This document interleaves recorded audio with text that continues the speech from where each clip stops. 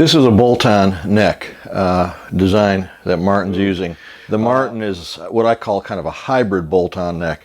It uses a bolt to hold the neck in position while the glue dries, so the joint is different, and we'll see that in a little bit. This guitar came from an online sale, and it was misrepresented. So the local owner who purchased the guitar was able to negotiate a really good price, which made it unnecessary to send this guitar back. But it needs a neck reset. And what I was doing here with that little solvent was undoing the super glue fix that somebody did when they noticed that there was a gap between the heel of the neck and the body. They thought, oh, well, we'll just fill it with super glue so it'll look cosmetically okay. It's anything but, and because the neck is separated from the body, the action is just awful on this guitar. It's pretty much unplayable. So I'm dissolving the super glue, and then we'll get after removing this neck and seeing what's up with the neck angle. You just heat the tongue, put a little heat on the mortise and tenon joint, pull it apart, reglue it after you've reset the neck, and you're good to go. It's not supposed to be as labor intensive as a traditional dovetail neck joint. Anyway, dovetail.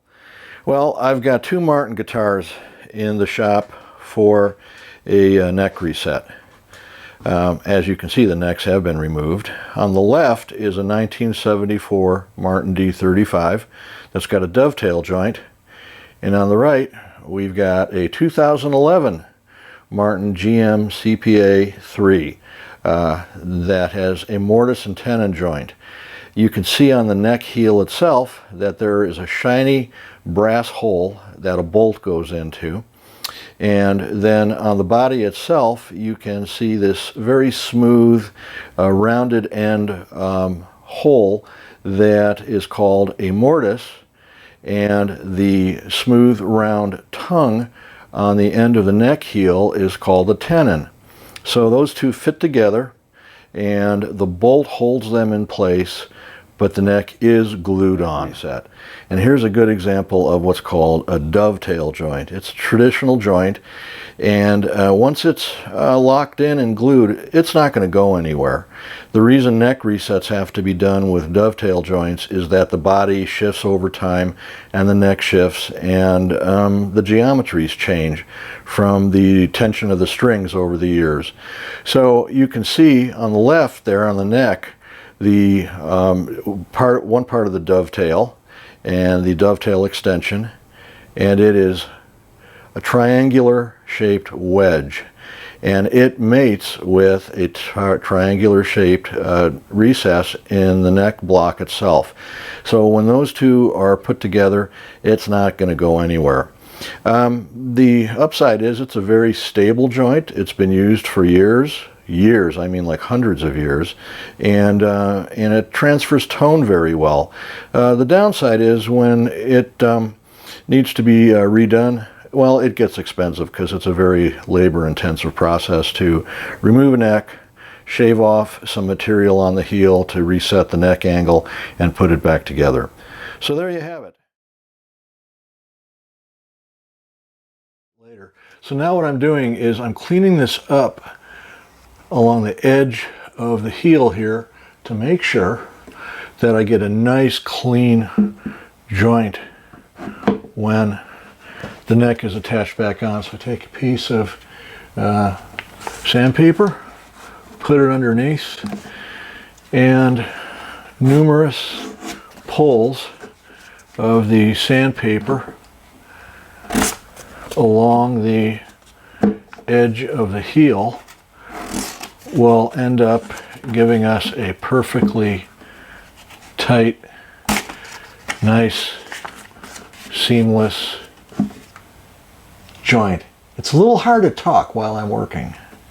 It's like patting your head and rubbing your belly at the same time. Okay, so this Martin mortise and tenon joint, neck joint, has been cleaned out, and the finish has been touched up and it's ready to get glued back together. But first, what I did was I've got this dry fit, and it's real important to do that because you have to check all your measurements and your angles before you glue it in place. And I've checked the neck angle, and it's been readjusted so that it lines up beautifully with the top of the bridge, right where you want it to be.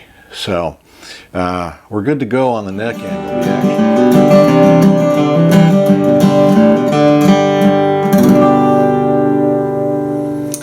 Well, this Martin's back together again. So let's summarize by talking about what you need to do when you look at a used guitar, whether it's only a few years old like this one or an old vintage guitar. It's hard to believe the 70s is now vintage. But anyway, you need to take a straight edge and put it on the neck and see how that straight edge lines up with the bridge. The straight edge should line up with the top of the bridge or just a little higher than the top of the bridge. That tells you that you've got a good neck angle. And then the second measurement you need to do is take a small ruler and measure the height of the strings. Bass string is fine, from the string to the top of the guitar. It should be right at a ½ inch, maybe just a little bit less. If it's a lot less than a ½ inch between the string and the top, that's an indication the bridge may have been shaved at some point to compensate for a neck angle that was failing. So make sure you've got good neck angle and good string height at the bridge whenever you're looking at a used guitar. This guitar is good to go, so I'm going to play out, and as always, keep on picking.